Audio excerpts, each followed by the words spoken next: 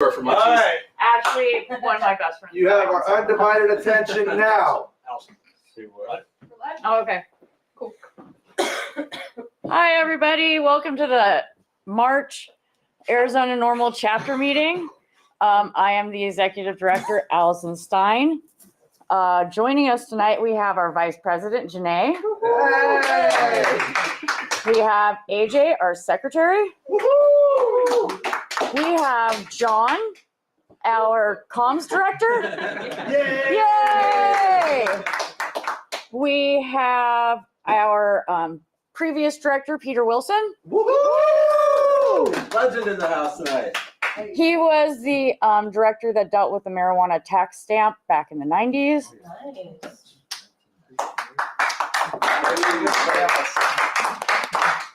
And with that, we'll go to Janae for national updates.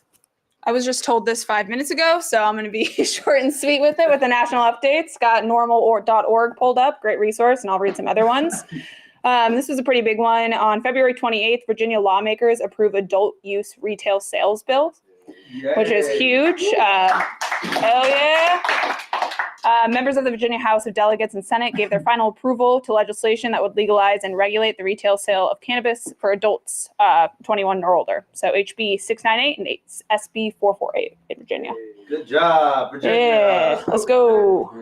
And not the best news, but this is going to be interesting. So Florida is pushing for, of course, THC potency caps. Ooh. I know. But on the bright side, it is stalling. So House 69, I know, a little 1-2 on you guys right there. And Senate Bill 750 sought to preemptively ban adults' access to cannabis flower and products containing more than 30% THC. So Senate members have failed to advance, which is a win, but that's what they're always fighting for there. And quick Google search as well. Big news, New Jersey surpasses 100 marijuana stores, projects $1 billion in sales. So East Coast coming up, pretty huge there, right?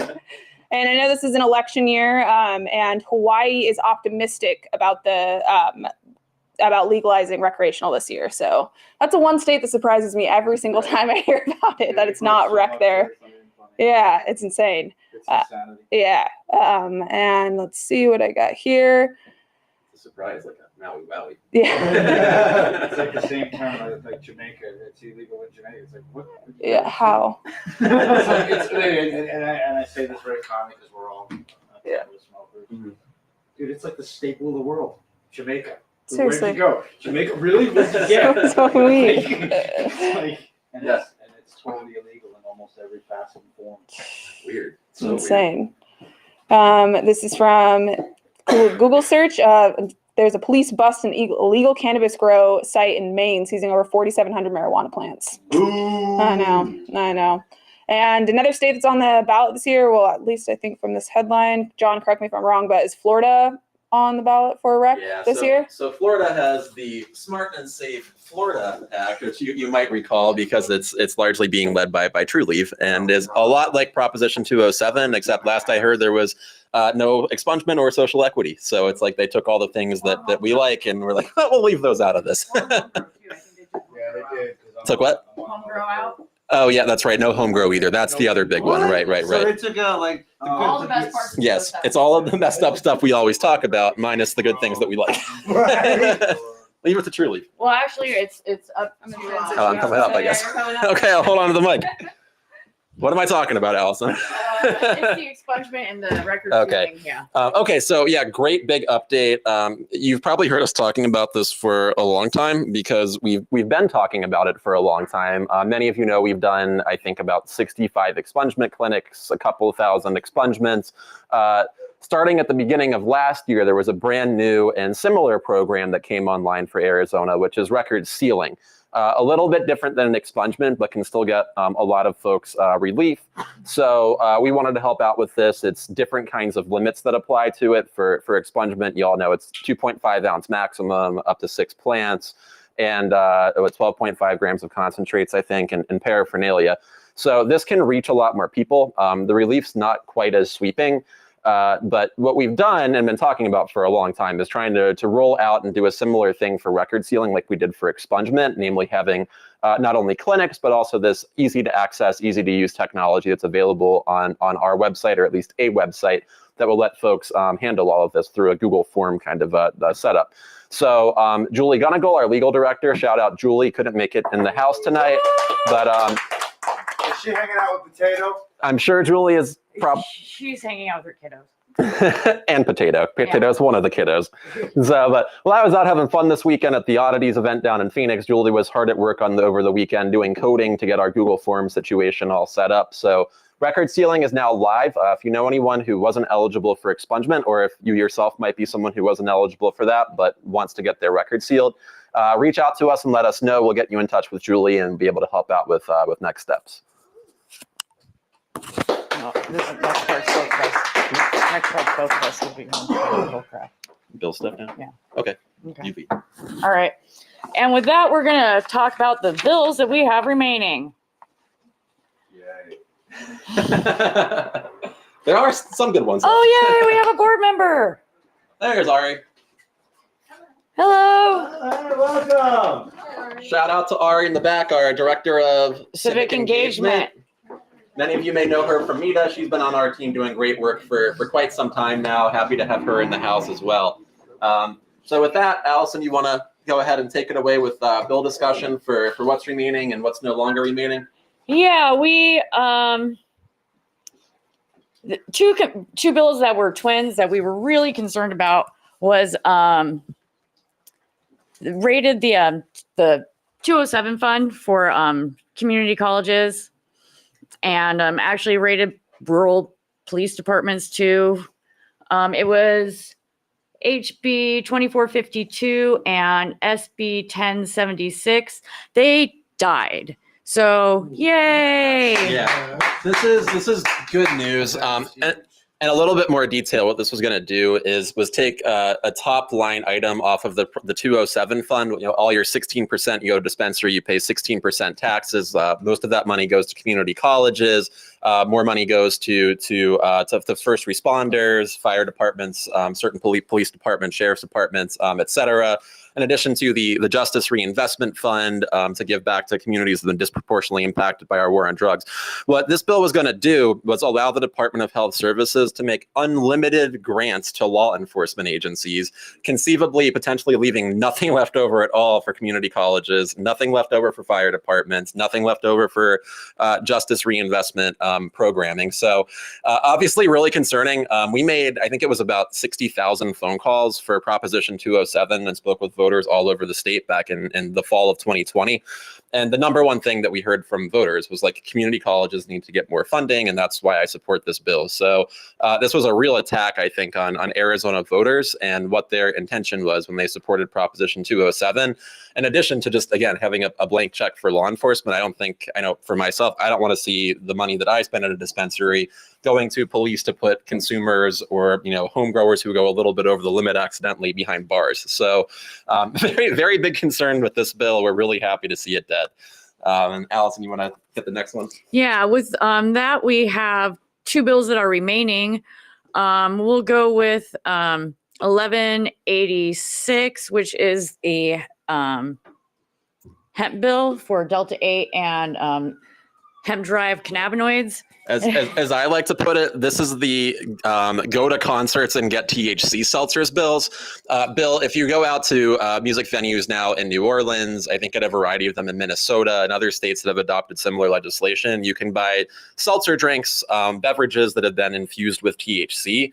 I know that's something I'd like to see in my life when I go to a show, so it's not just alcohol and that's my only option, but alcohol or a cannabis drink. You want to jump in? I'd like to make a comment. I don't know if you guys ever been to the 99-cent store off of 12th Street and close to Dunlap, I believe. I'm not sure. Northern, maybe. That store sells beverages that contain THC. No kidding. Well, I'm not even playing. Yeah. The only reason why I like. Very slim line. So- I bought it, I drank it, and I was just like, whoa. I was just like, all right. It was Monday morning. Yeah, bring back bomb water. That's right. So got to do a warning to a company that surprising announcement, which is that those products right now are sitting in this legal, number one, legal gray area. I think not so much for you right now as so much as it is for the people that are selling those drinks and manufacturing them. Now, I assume, and I'm almost 100% confident, those are hemp-derived THC drinks that currently are legal under federal law, according to the Ninth Circuit Court of Appeals. Arguably legal in Arizona. It's a little bit of a different analysis, but wholly unregulated. So that means no testing, at least that's guaranteed, unless they do it on their own and they go to a good lab, which you just don't know when you're walking into a store. There are concerns about minors having access to them. So That was my first. right. Right. I cannot believe that this is off the shelf. Please quiet down, everyone. We got a meeting going and mic up here. Time to talk afterwards. Good point. So what this bill is trying to do, SB 1186, is to solve some of those problems, to license anyone who manufactures those beverages or other products, to license anyone who sells those, namely retailers, and requiring anyone who has one of those licenses and wants to sell those products legally to get their product tested, number one, to put a QR code on the product packaging so you can see the test results, prohibit sales to children, require the products to be locked up or otherwise inaccessible to minors who might walk into the store, and to really create more of a safe and responsible market. So there was a similar bill last year, Senate Bill 1271, that would have done just that. It passed the Senate by, believe it or not, a 29-0-1 margin. So very overwhelming support. It ran into difficulties when it reached the House of Representatives. And largely, we believe at least, there's been a massive lobbying effort by the Arizona Dispensaries Association, who naturally don't want to see those products getting sold. That beverage that you saw, what was the price of that? Do you remember?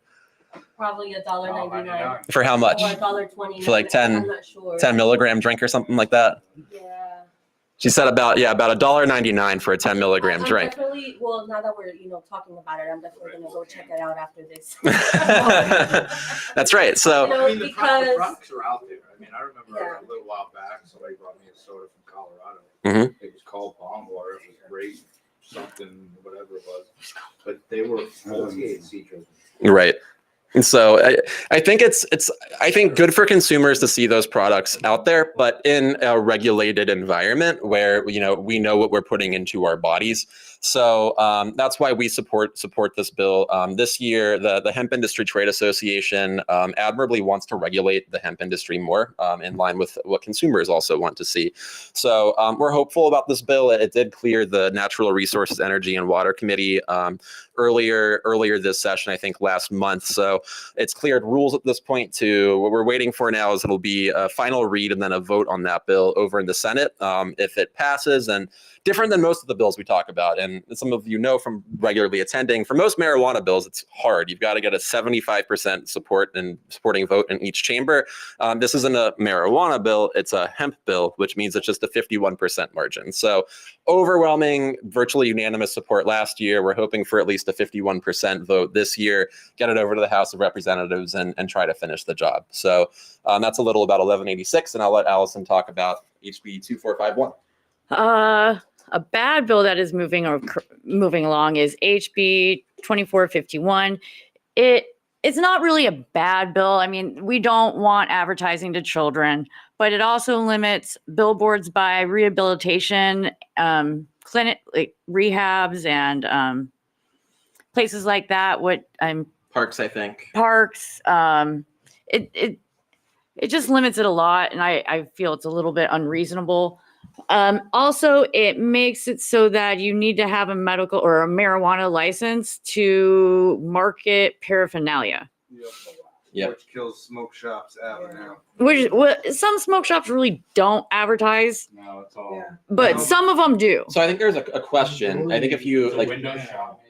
yeah, that's right. What it means by advertise is a question, because there's a lot of products in there that have Literally branding the whole on front them, windows of and a smoke shop is, that's arguably, advertising. Now, I think though what it does really is it brings us back to be the pre-proposition 207 days, right? You go into a smoke shop, and what happened if you asked for a bong? You got kicked out. That's right. Tobacco. See you later. It's a tobacco water pipe. It's not a bong. We don't sell bongs to potheads. So it's bringing us back now to this pre-207 era, and not great for smoke shops. I tend to think of this one, like I talk about the other one second, as the 1186, as the THC seltzer bill. This bill is the like elevating the attack on smoke shops. That's where a lot of these hemp-derived products are being sold. They're trying to take that away from smoke shops last year. And now they're coming back this year and saying, yeah, we want the hemp, but this time we also want the bongs because you were jerks and beat us last year. And we're taking our candy and we're going home. Neil, question? How would it affect all these Instagram and social media glass blowers that are posting all of their products online as an advertisement? Mhm. Same with smoke shops, because 90% right. of smoke shops have an Instagram to post their material as an advertisement. Yeah, that's right.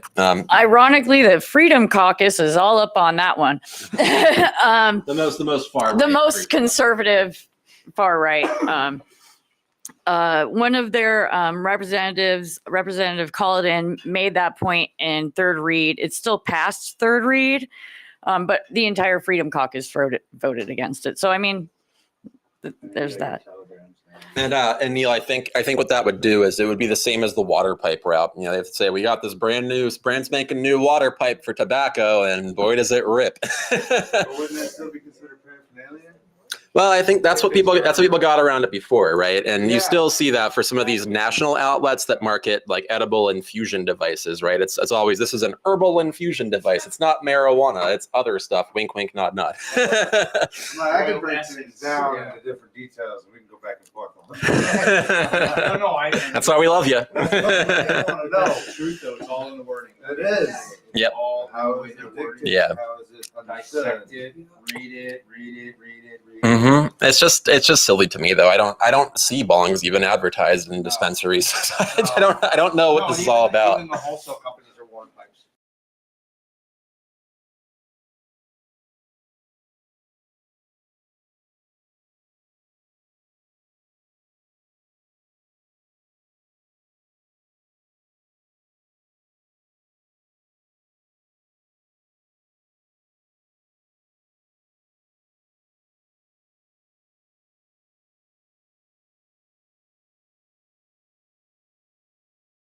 You're not allowed to consume marijuana on a school, clearly, but so 207, it just seems like it's overdoing it. The bill sponsor says in all this committees that it's needed. I don't really see it being needed very much.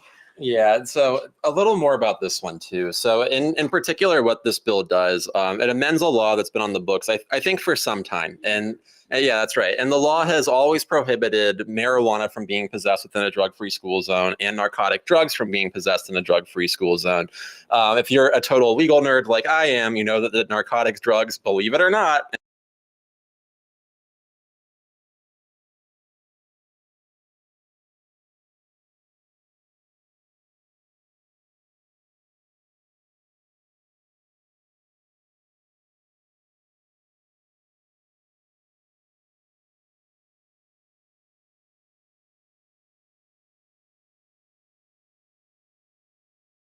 you're accomplishing here because you're not actually making any real change at all. So this is a head scratcher for us. It has cleared the House of Representatives. So we'll be, I think, having more conversations now that it's over. It's in second read in Senate. Yeah. So second read in the Senate, that means we'll get assigned to committees now and then start going through that process, and we'll reach out and be active. So those are the bills that are moving. We have very disappointing news on another bill that many of you may have heard of. That's House Bill 2247.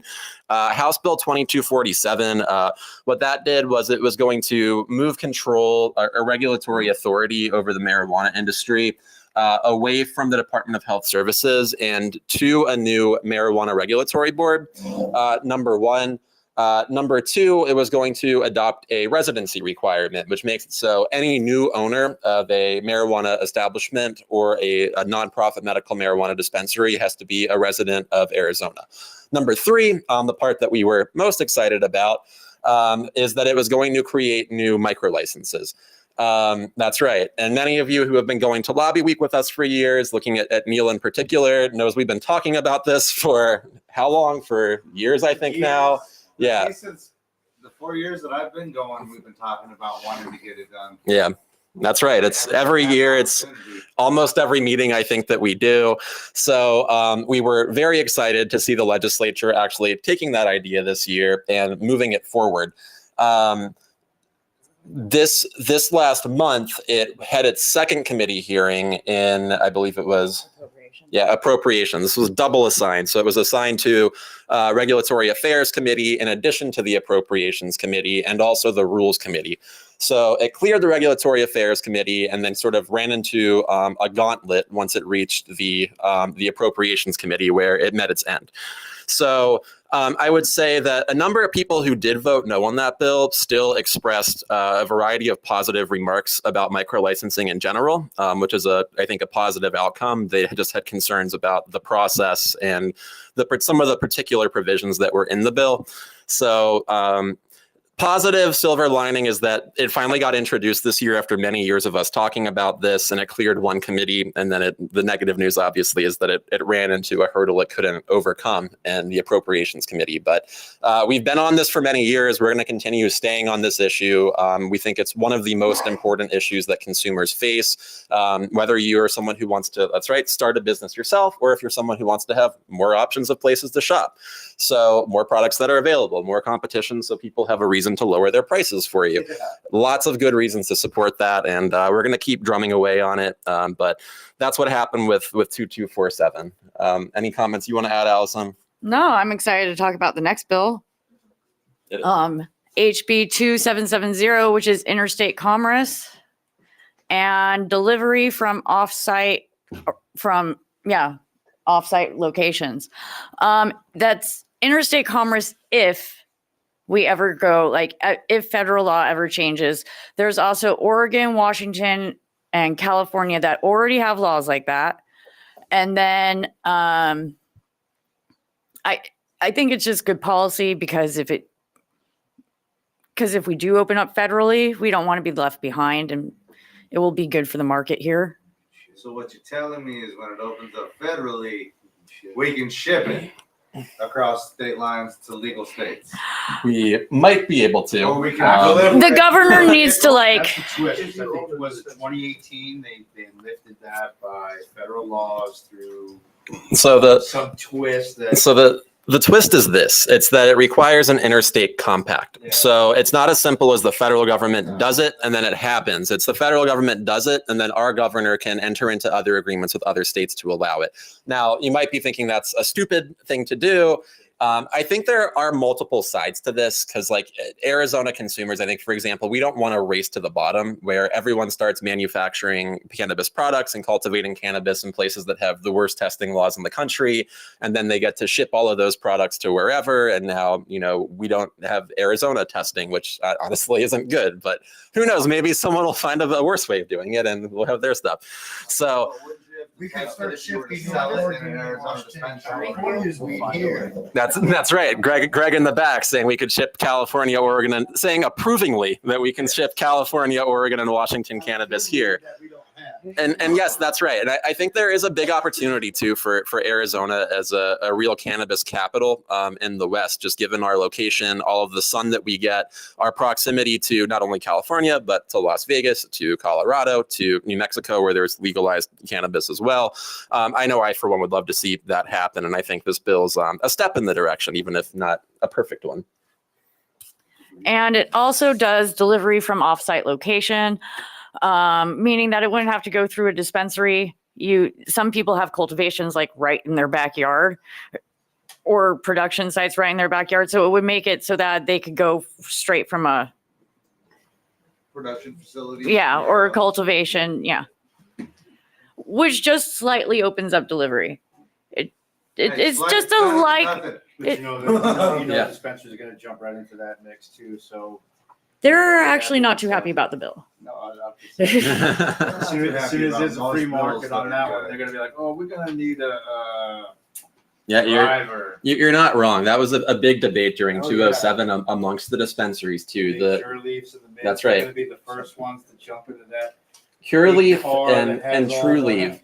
They were the big ones who I've heard at least didn't want delivery, period, because they've got all the physical brick and mortar sites, so they want to force you to shop there. Tons of money into their brick and mortar. That's right. And Copper State wanted delivery, but with different twists. And so this is a big, long running debate. But it depends, like how good it is for you probably depends on like how many cultivation and manufacturing sites do you live near.